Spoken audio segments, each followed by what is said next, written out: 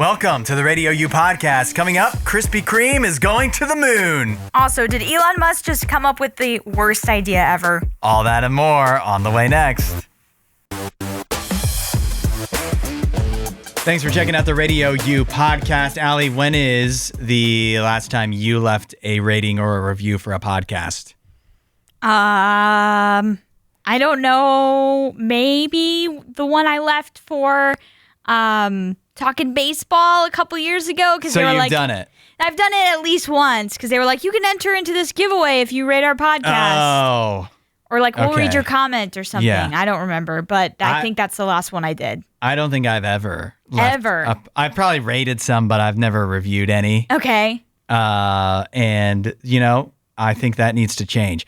Well, I don't know. I don't know if I'm going to start rating and reviewing podcasts, but I sure hope somebody listening right now will do that to ours. Rate and review our podcast. Give it a good review. If you don't like the podcast, then forget we said anything. But I would like to see some new. And you know what? You said it. We'll read the reviews on the show. Oh, yeah. Yeah, we definitely will. We would definitely love to have that as our opening podcast segment. That'd be really fun to read a review every single time. Even if it was bad. If it's bad, at least make it funny. Yeah, it would be funny. I've got a study that just came out here, and the results may shock you. Oh, really? This is a study on 4-day work weeks, and it was just published in the journal Nature Human Behavior. It covered 3,000 employees who switched to a 4-day work week where this is the 32-hour work week instead of like 4 10-hour days. Yeah. They just literally cut off a day, but they still got paid the same. Okay. They found that the 4-day work week led to greater job satisfaction and better sleep and happier employees. All right. Can you imagine that? That'd be nice. Having to work one less day a week meant you got more sleep and made you happier. And you were more satisfied with your job. Shocking. What about the productivity? Did that go up? Because I feel like a lot of these surveys or studies show that productivity goes up if you only work 4 days a week. They do say that that the productivity also improved for employees that switched to the 32-hour work week. So I don't know if that literally means they were getting more work done in 32 hours than they were in 40, or they had a better pace of work. So like if you took 32 hours of their 40-hour work week, they were getting more done in the 32-hour work week then versus 32 hours of a 40 work week. I think I can see that being like you're more productive knowing that you have less time. Yeah. You want to get tasks done, so you don't have that time to kind of like mess around. Now, I would argue there may be some times where it's nice to have a little bit of extra time to maybe work on a project you've been putting off for a while, just as something that's like, oh, I don't have time to work on this with my regular daily tasks or weekly tasks. But when I have some extra time on my hands, I can get to it. So not having that time worries me a little bit. But honestly, would I be upset if we went to a 32-hour work week? Yeah. No, I would not be. This study is so obvious. Of course, if you kept getting paid the same and you got to work 1 day less a week, you would be happy. You'd be happier and everything about your life would be better. But I don't think there's no shot we would ever do this. Not for radio. No way. I feel like no matter how much studies would show that productivity would go up, employers would not believe it. Yeah, no. They wouldn't believe it. They'd be like, yeah, sure. You're telling me they're going to get more done in 32 hours. They're going to get 40 hours worth of work done in 32 hours. Come on, these people are lazy. They'll never get any work done. Well, most employers will tell you they are lucky to get 1 or 2 productive days out of most workers because Monday is always a recovery day from the weekend. Yeah. So people are not very productive on Monday. Tuesday and Wednesday are usually the best days you get out of workers because Thursday people start focusing on the weekend. Yep. Friday is full weekend mode. Yeah. And so those are 3 days out of your work week where you're not getting a lot of productivity. You're right.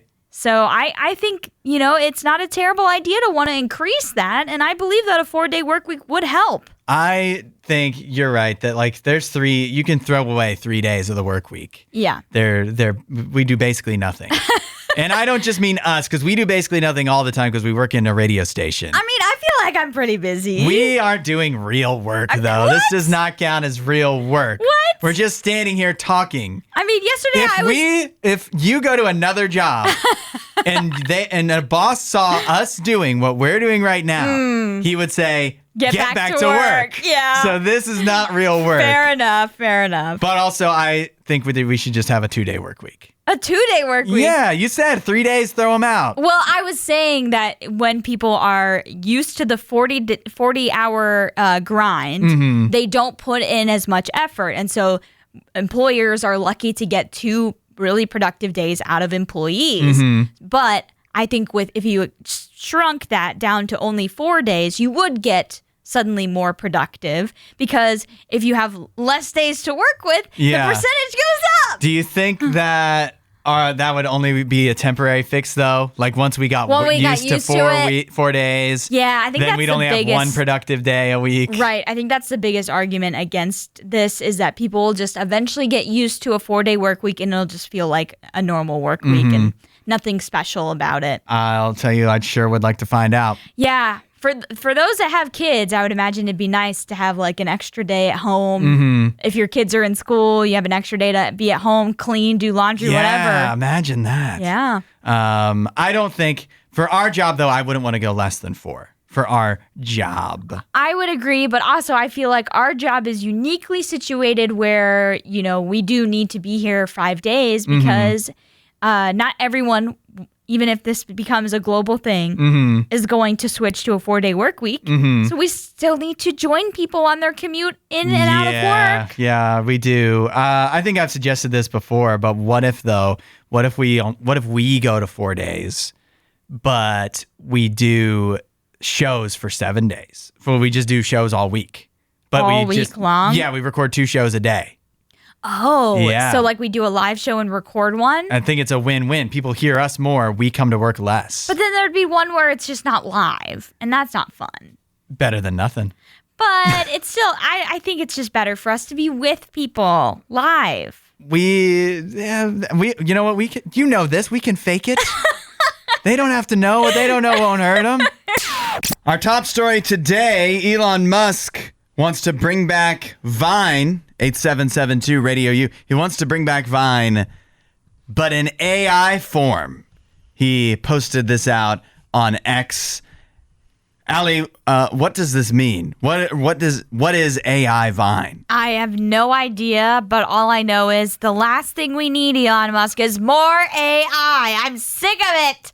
What is it with these tech billionaires? They're so obsessed with AI, and they're just like, everything needs to be AI. No, it doesn't. Well, did you first of all, if you don't remember Vine or you never were on it, it's similar to TikTok, but videos were limited to 6 seconds long. Yes, I remember. So you remember. Yeah. You enjoyed Vine. I did. What if you just add Mecha Hitler to it? Nope.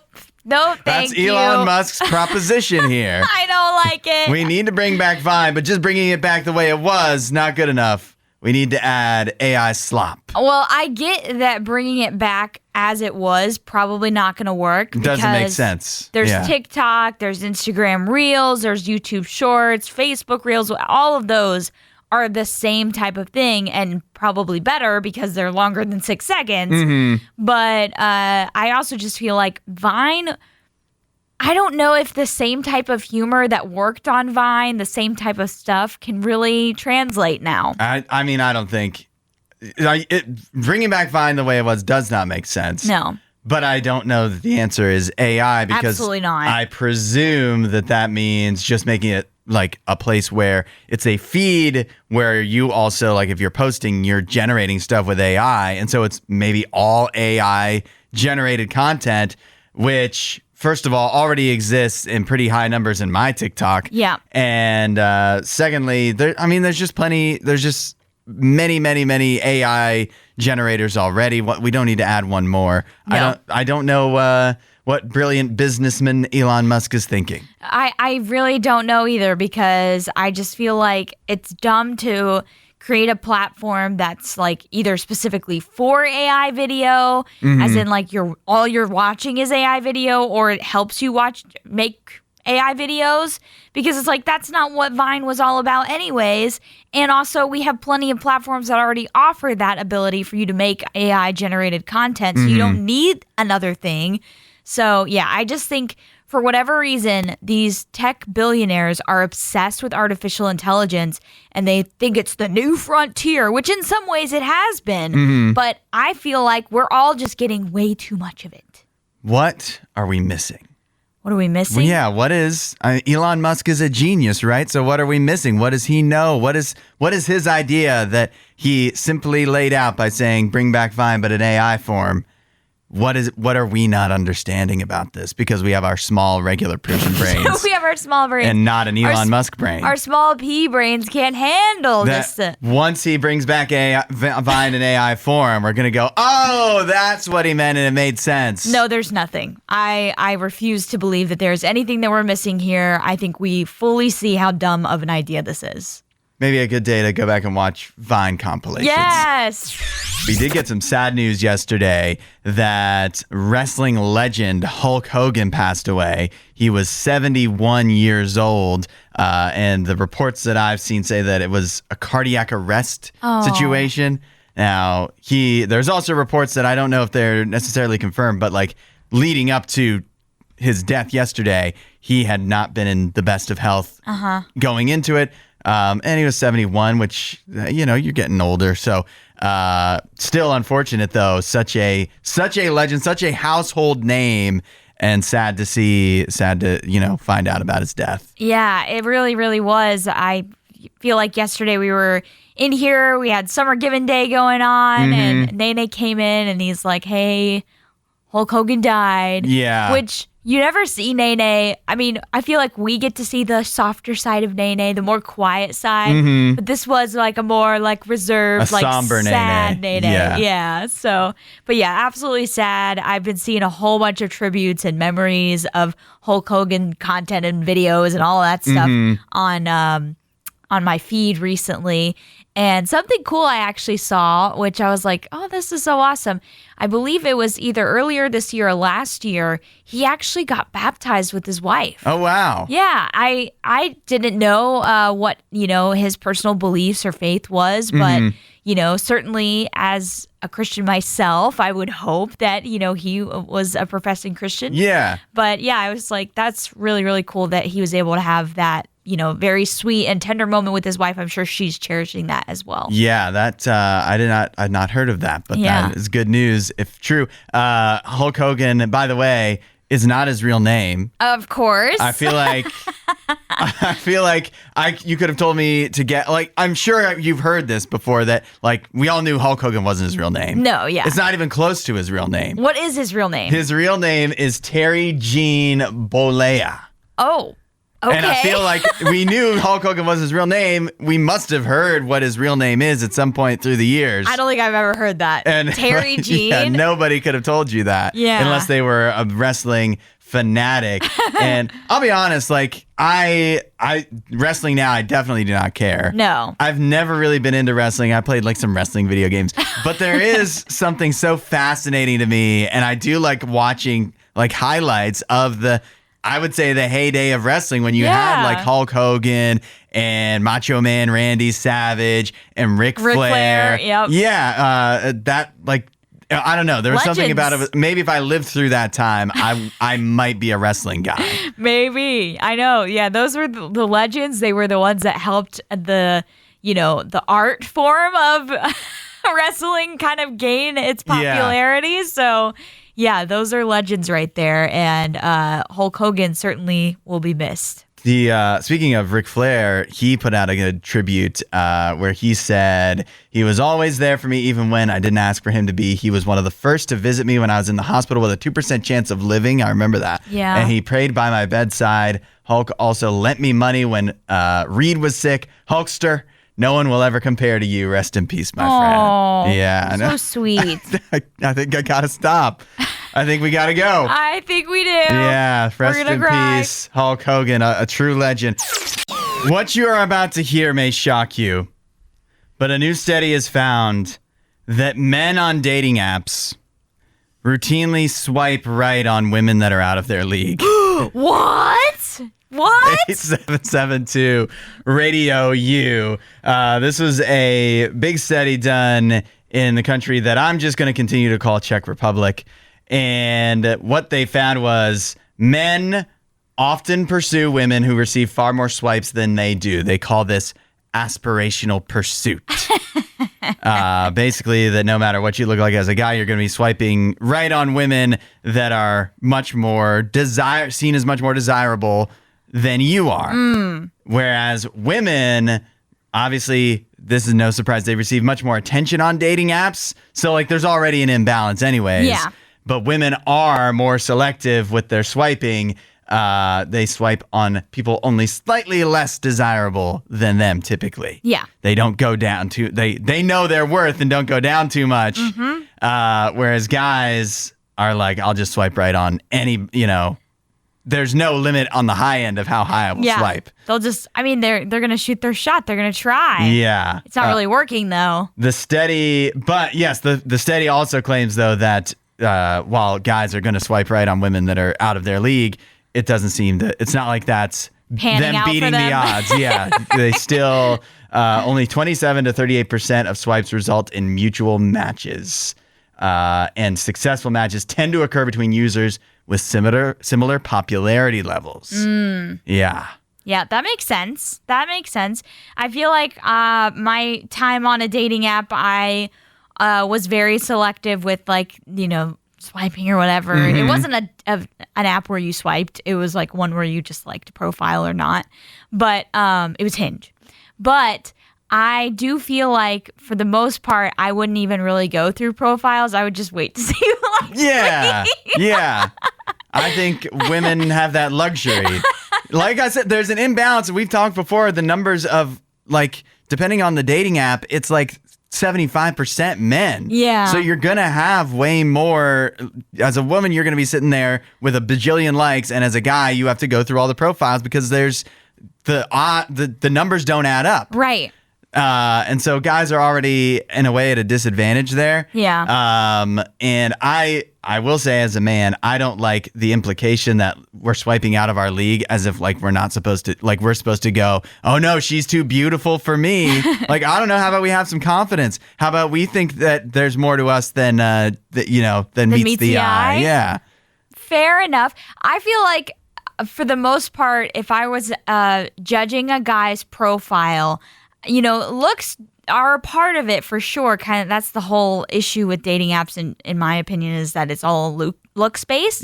But I like to see some effort put into their profile. Sure, yeah. Not just a bunch of random photos they pulled from an old Facebook profile and they slapped on there. It's like, put some effort into these photos here. And maybe if you're not the most conventionally attractive guy, if you clearly took the time to create a very thoughtful profile, maybe more women would give you a chance. Yeah, I think it is true. And just the difference in the typical male mindset versus female, that it bears out on dating on dating apps too, where a guy, guys think very visually, I think.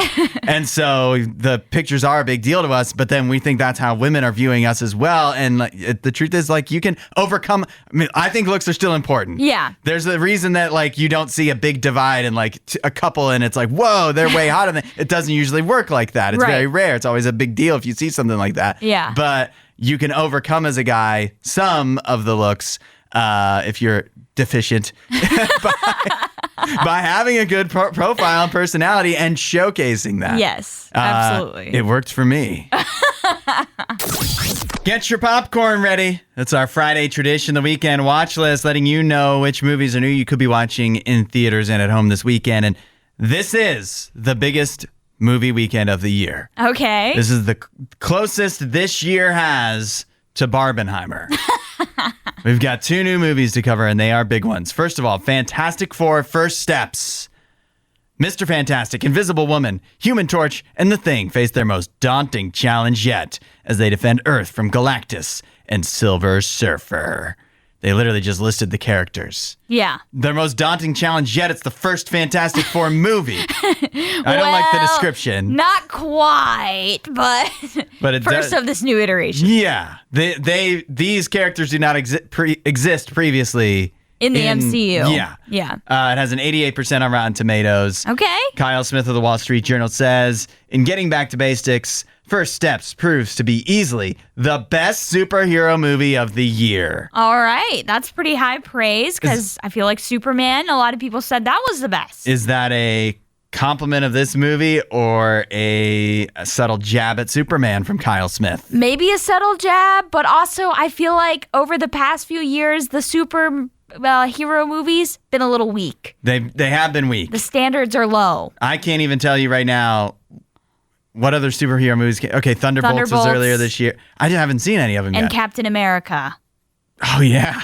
I haven't seen that either. Okay, so that's Fantastic Four First Steps. I cannot wait to see it. I'm very excited. There's also Happy Gilmore 2. Yes. On Netflix. Yes. Gilmore returns to the sport of golf since his retirement after winning his first tour championship to finance his daughter's ballet classes. Now, this is on Netflix. It is not, they haven't pre-screened it in theaters for anybody at all, apparently. Yeah. So there's hardly any reviews. There's no Rotten Tomatoes score. But Liz Shannon Miller of Consequence says, between Happy's family life and a whole new series of challenges for him to tackle, there's enough freshness to the plot to keep it from feeling like a total rehash of what came before while still delivering wild golf stunts and a huge range of cameos. I'm excited for this. I'm going to have to, renew my Netflix subscription. Here we go. This is the time to do it. I was going to do it anyways because Wednesday, the new season of that part 1 comes out on Monday, I think. Mm-hmm. So I was going to anyways, and now I can just do it a few days earlier and watch Happy Gilmore 2. I'm so afraid that Happy Gilmore 2 won't be as good as I want it to be. I mean, the first one is so good. So I just feel like you just need to judge it as it's its own thing and not with the lens of the first one because it's never going to compare to the first one. And just be happy to have the characters back if you like the first movie. And just be happy about that. I will say, I don't want to spoil anything, and obviously I haven't seen it, but I've already seen people complaining about something that happens very early on in the movie. Uh-oh. Very early on. I don't think that means it's a bad movie, but I've just seen the chatter online that there's something that happens right near the beginning that has left some people upset. Oh, no. So just be prepared for that. Okay. But once you see Happy Gilmore 2, maybe you've already seen it. You're a part of the chatter. Let us know. 8772 RadioU. We really want to know. We want to see your reviews for these 2 movies this weekend or whatever else you see. I do feel like this weekend needs a name, like Barbenheimer. Fantastic Four and Happy Gilmore. What can we do? Fantastic Gilmore. Kind of rhymes. Yeah. Happy First Steps. It's tough. Fantastic Four First Steps is too long of a name. Yeah. Why don't they just call it Fantastic Four? Because all of the other ones have been named Fantastic Four. So they did How to Train Your Dragon and then literally made How to Train Your Dragon again and called it the same thing. Yeah, but there's only been 2 of those. This is actually different, a different movie entirely. This is a different movie entirely. That's your weekend watch list. We'll see you at the movies. This is not financial advice. But you might want to buy some Krispy Kreme stock, baby. 8772 RadioU. It's possible that Krispy Kreme could find themselves as the next meme stock. Their stock has gone up significantly, particularly in the last 5 days, but even more so in the last month, where it is up 67% in the last 30 days. And combine that with the hashtags Crispy Moon and Donut Squeeze skyrocketing on social media platforms as well. It seems to be talk that people are trying to recreate the magic that was the GameStop and AMC stock squeeze from a few years ago. Yeah. Trying to make that happen again with Krispy Kreme. Wow, this is crazy. I never thought, I mean, I guess I should not say never because the internet never surprises me, I guess. But this was something that was big like in 2020, 2021. So for it to be coming back around again is pretty surprising. I thought it I'll say this: even if Krispy Kreme continues to take off, there's nothing can replicate what happened with GameStop and AMC. No. In 2020, partially because I feel like the apps that people are using, like Robinhood particularly, have kind of cracked down on that behavior being able to take place. Right. But that doesn't mean that Krispy Kreme can't still possibly benefit, and some other people online might benefit as well from their stock taking off. Now, what's unusual about their stock going up so much is there's no actual notable reason for it to be going up besides that people are talking about it. Yeah. Because Krispy Kreme has not been profitable since 2020 and is about $1 billion in debt. Oh, yeah, that's not good. Yeah, so you really don't want to be buying stock for Krispy Kreme. Not a good investment. Not based off of those numbers, no. But hey, maybe they're so far down, the only way to go is up. That's a risk. Yeah. You're definitely taking a risk. Yeah, but with Krispy Kreme being $1 billion in debt, they haven't been profitable in 3 years. Like, they should be paying us. Yeah, I mean... Their employees should be paying us, I guess. Should be paying us? Yeah. Their employees? Like the WNBA players.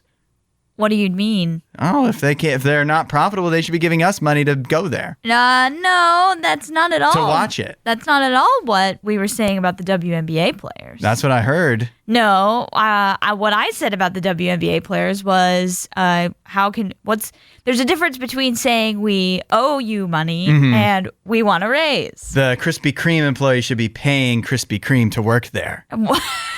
Okay. This is what people were saying about the WNBA. Well, See how ridiculous it is? Well, I know I never said that. Nobody at Krispy Kreme should ask for a raise. Well, probably not, because they're probably not going to get it. I think But there's a difference between asking for a raise and saying you owe them money. I think Krispy Kreme, the reason that they're so far in debt is because they give away free donuts all the time. It's true. We were talking about this. Like, Krispy Kreme does a whole bunch of promotions all of the time for every single special day of the year, which are so many, where it's like they're doing this for this day and this for this day, and it's giving away all these free donuts. They need to stop that. They're giving away the one thing people would come and pay them for. Right. It doesn't make any sense. Bad business practices, Krispy Kreme. Yeah, but I don't know. I do kind of want to get on the meme stock thing. Oh, really? Yeah. You want to take on the risk? Yeah, I do. Let's take Krispy Kreme to the moon. All right, stop me when this sounds familiar. A sports league that's not making any money has players that want to be making more money. Oh. Stop. This is the UFL. Formerly the USFL and the XFL combined for this season. Raise your hand if you even knew that. I did not know it combined. This is, honestly, it reminds me of Gretchen trying to make fetch happen. Just stop trying to make it happen. Yeah. It's not going to happen. But for the UFL, which did have a season here in 2025, it's now come and gone because we're getting close to NFL season. Actual football. Yeah, real football.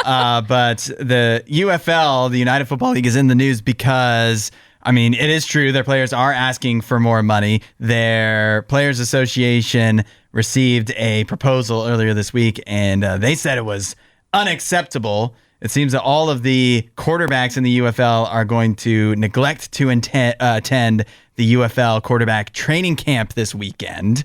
And furthermore, 4 of the UFL teams will be looking for new homes in 2026. Okay. Because they are not going to be returning. That would be Michigan, Houston, Birmingham, and Memphis will not be playing in 2026 in the same locations they did this past season. So they're going to rename them. There'll be new cities. There'll definitely be new cities. I don't know if they'll rename the teams entirely. I mean, you can't be Birmingham if you're not in Birmingham. Well, yeah.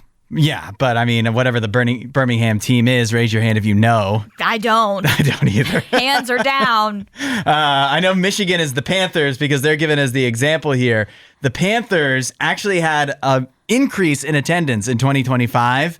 From what, 2 to 25? Yeah. Like, what was the increase? Their attendance went about by 43%. That's pretty good. Don't give us percentage. Give us numbers, okay? I don't know what the numbers were, but it went up 43%. However, they had been playing at Ford Field in Detroit, where they had to pay $500,000 to open the doors for each game day. Woo! That totals $2.5 million per season. That's crazy. So the idea that you're going to make that back, I don't know why they agreed to that deal in the first place. No way. That's insane. And so obviously that's untenable. So they're looking for a new home, and it doesn't look like. I think the options would be preferred for each of these teams to stay near the city where they already are. But for Michigan, it sounds like that's definitely not going to happen. Yeah, well, I mean, if they're all of Michigan, maybe just go somewhere else in Michigan. Mm-hmm. Well, you don't need to be in Detroit. They considered Eastern Michigan, but they complained about the gray turf at Eastern Michigan University's stadium. So I guess they're not doing that. When you're in the UFL, I'm sorry, complaining about turf, do you really have the ability to do that? Beggars can't be choosers. That's right? what I'm thinking. I feel I'd be okay to play wherever I need to play. I feel so. I feel like these spring football leagues have been so mismanaged. Yeah. I do feel like there's a way, and when they first came out, like it was exciting, and then partly out of their control, but like they got derailed by COVID Yes. at a time when that was not something that could afford to be derailed by COVID. But then they never were able to bounce back, and they're like changing the names of the whole league. They're merging. There's no consistency to it, and yeah, it just has not gone well. It hasn't gone well because you need that consistency. You need interest. You need the players to have some type of decent following now on social media so people can get excited about going and watching games and seeing the teams and all of that. And there's just no buzz around the UFL. So, yeah. I'm a solutions-oriented guy. I have a solution. What? Getting rid of the UFL. I was going to say, just end it. Get rid of it. That's the only solution. But there is, like, I think we could still get excited about football, not during NFL season, but we have that. It's Canadian football. Let's just get excited about Canadian football. It's been going for over 100 years. That's true. It's an amazing tradition. It's very exciting gameplay. It's on CBS Sports and Paramount Plus. Let's enjoy some Canadian football. That's growing. On the menu today is the new Liquid Death. They call it Cereal Criminal. It's supposed to taste like Fruity Pebbles. Yes. It says there's a quote on the box from somebody named Andy. I don't know who Andy is, but it says, OMG, this tastes exactly like Fruity Pebbles and milk. Now, Allie, you seem to have a really bad attitude about this for some reason. Bad attitude? You did. You said, I am not looking forward to this, is a direct quote. I didn't say it like that. That is what you said. I was like, I gotta be honest, I'm not looking forward to this. Because I feel like this is gonna be just very sugary and like not. I just don't like the really. It only really has 15 calories. I don't like the really sugary, like Fruit Loops, Fruity Pebbles. You don't like Fruity Pebbles. I don't like Fruity that type of Pebbles cereal. are goated cereal. I don't like that type of cereal. I never really have. It's too sweet for me. All right. Well, I'm looking forward to this. I feel like I should have invited Sparkle, but she's on vacation. Okay, yeah, you take a because drink. she loves the sparkling water. Oh, she does? Yeah. This is sparkling water. Yeah. What did you think it was? I don't know. All right, you took a sip. Okay, first of all, the smell is uncanny. The taste is not as close as the smell is to Fruity Pebbles. The smell does smell like the cereal for sure. But I think I need to. All right, take a second drink. Take a second drink. A little swig. You're doing the palate thing again. I think it's pretty close to Fruity Pebbles. Like, it is shocking that you can make a flavored water that tastes so much like Fruity Pebbles. I don't like that at all. That's disgusting. It's not like it's sweet. It's not. I don't like it. It's like it's trying to be cream soda, but the bitter taste at the end, I don't like it. I don't get any bitterness at all. I have a bitter taste right at the end there. I think that's from your attitude. Shut up. You know what? I wanted, I'll be honest, I'll be straight here. I wanted it to taste better. Okay. Because like I said, Fruity Pebbles are a goated cereal, and I drink a lot of sparkling water too. Okay. I always have like a case of sparkling water of some kind or another in my office. Yeah. I always have one chilling, and this did not. I was like, this could be my favorite thing, and it's not my favorite thing. So you wanted it to be a replacement for what you normally drink. Yeah. Okay. I wanted to go into the rotation with the LaCroix limoncello. Oh, yeah. And some of the other great flavors, but it's not on that level. Not on that level. Yeah, But- I just have never been a sparkling water person, or like flavored water, any of that stuff. I've just never really got into that. What do we score this? You almost spit it out, so definitely a 0 for you. I'll give it maybe like a 7 Out of 10? Yeah. Dang! Airbud is back, baby. 8772 Radio U. This was just announced yesterday. A new Airbud movie is coming to theaters in 2026. They're putting it in theaters. Oh, boy. This isn't even straight to Disney Plus. This is crazy, first of all. Okay, so the movie's called Airbud Returns. There are, at this time, let me get these numbers right, 14 already Airbud movies. Okay. In the franchise. Wow. Does that count at what are those, like the Christmas spin-off ones? Does that count? I don't have that deep a knowledge of the Airbud universe. It says it's this will be the 15th film overall in the Airbud and Air Buddies combined series. Okay, then I think that does count those because they were like the Snow Buddies or whatever. Oh my gosh. How did they stretch this along I this don't know. And how is this going to theaters? The movie's called Airbud Returns.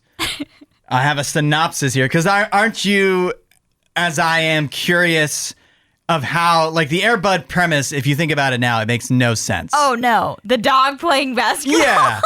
Yeah. It makes no sense. So I'm like, I feel like we have higher standards in 2026 that we're not going to just let something stupid slide like that. So what are they going to do to make this movie actually make sense? Here's the synopsis. In Airbud Returns, 12-year-old Jacob has always dreamt of being a star basketball player. He's 12, always.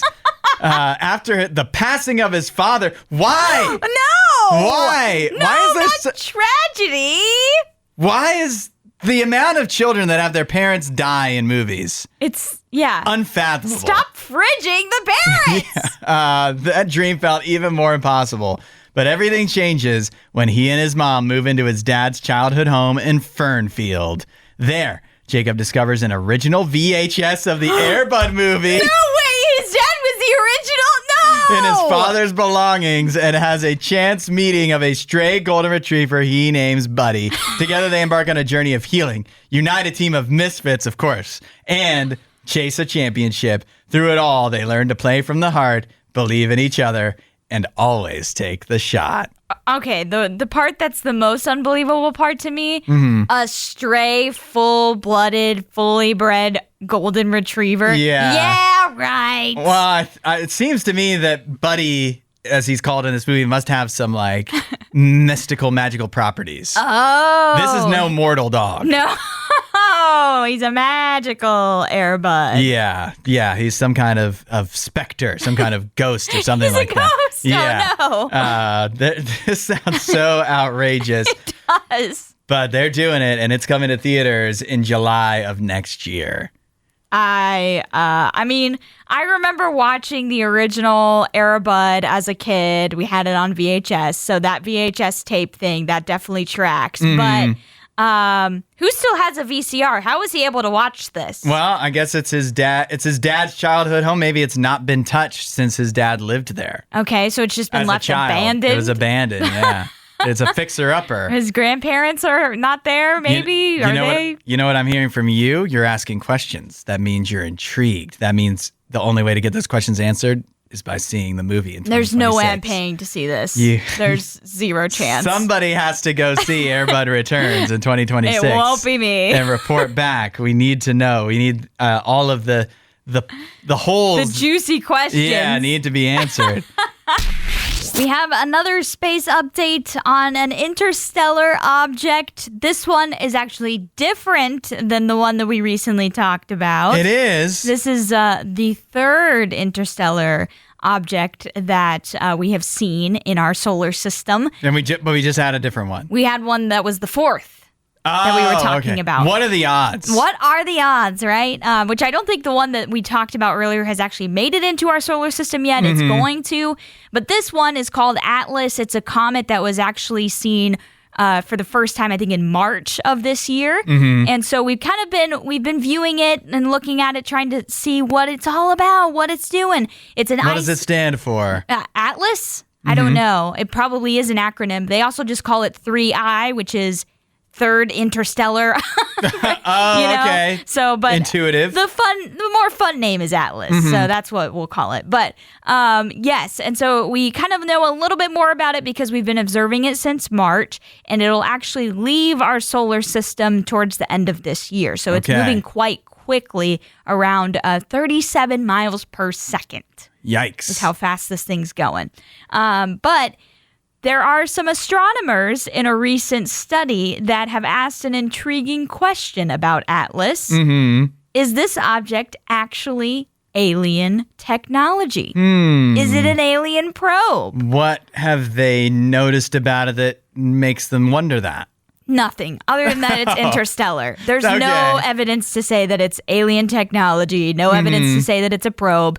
But apparently, these specific astronomers, like scientists, they are very eager to kind of go to those conclusions, it seems. They've had a track record of this. But there will be more research done on Atlas, and we will see kind of more about it once it gets closer to us, and we have more time to study it. But I think we're safe to assume it's not alien technology. Well, to be fair to them, though, to be fair to these people questioning, could it be alien technology?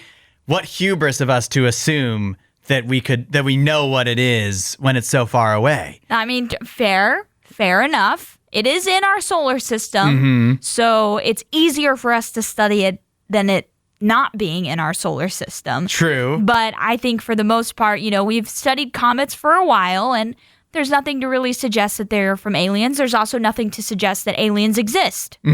So I think I'm going with that it's not alien. Well, we can't prove that they aren't out there, can we? I mean, we can't prove it, negative. And we can't not prove it. Yeah. One day. I don't know. I don't even know if I want. I never know. Because it'd be cool, but it might be scary. Yeah. So I never can make up my mind. I think I'll go with cool. I saw this video, I think yesterday. I didn't realize it was something that has just happened, of a person dressed in a Chuck E. Cheese mascot. Like, he's dressed as Chuck E. Cheese. Yeah. And he's getting arrested by the police. Yes. And I saw that, and that was hilarious. And now I have a lot of questions. Like, one, do they have that at Chuck E. Cheese? I thought they were animatronic or whatever. No, apparently they have some mascots that are like dressed up like Chuck E. Cheese. So I could go apply at a Chuck E. Cheese right now to be Chuck E. Cheese. I don't think it could be at any of them. I don't know if all of them are doing this or not. This was one in Florida. Is there one roaming Chuck E. Cheese that just goes around and visits? Yeah, maybe. Yeah. Hopefully it's not this guy, because apparently he's a loser who's committing credit card fraud.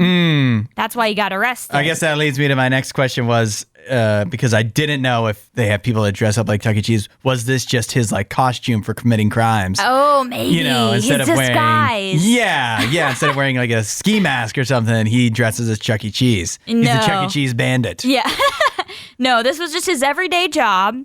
And they found out, I guess, that he committed credit card fraud, and the police came and picked him up in his Chuck E. Cheese costume. Literally handcuffed him in the costume. It was crazy. That's going to be weird for him when he gets to jail, too. I was going to say, that would be weird for the jail thing. I'm sure they'll give him something else to wear. But also, if you're a child at Chuck E. Cheese, and Chuck E. Cheese is getting arrested in front of you, that's traumatizing. What's going on, Mom? Why is Chuck E. Cheese getting arrested? I think being a child and just seeing Chuck E. Cheese would be traumatizing. Fair enough. Yeah. Forget about finding out there's a real criminal inside. Right. This costume was looking a little rough. Well, hold on. When you go to jail, right, you have to switch into the jail outfit. Yeah. And then they keep your belongings there at jail that you were wearing until you get released. So does that mean that like this Chuck E. Cheese, if this is at Chuck E. Cheese and they need a guy to be Chuck E. Cheese, now they don't have one because the outfit's a jail. Yeah. And they can't find another Chuck E. Cheese because they'd have to get another outfit, and you can't just whip up a Chuck E. Cheese outfit. No, that would take some time. In a flash, yeah. And it doesn't look like they've made a new one in years, decades potentially. Yeah. That Chuck E. Cheese outfit has been through a lot. It's been through a lot. And now it's going to jail. Now it's going to jail. Honestly, I would take this as an opportunity to be like, you know what? We're moving on from the Chuck E. Cheese mascot guy. We don't need it anymore. I thought that, I mean, like, they definitely had the animatronic band, which I guess I thought that they had gotten rid of those. Yeah. But I didn't realize they were replacing that with an actual person Chuck E. Cheese, which seems even worse. Yeah, have we learned nothing from Five Nights at Freddy's? We don't want these things. We don't want the animatronics. We don't want the puppets. We don't want the mascots. Just get them out of here. Yeah. And honestly, like, this guy dressing up as Chuck E. Cheese and it's credit card fraud as his crime, like, it could be so much worse. It could be so much worse. It was apparently credit card fraud and like he had drugs on him or whatever. Which, like, drugs around kids? Yeah, Yikes. Exactly. This is the kind. Yeah. Now I don't want to go to Chuck E. Cheese. Thanks for listening to the RadioU podcast. Don't forget to rate and review the show.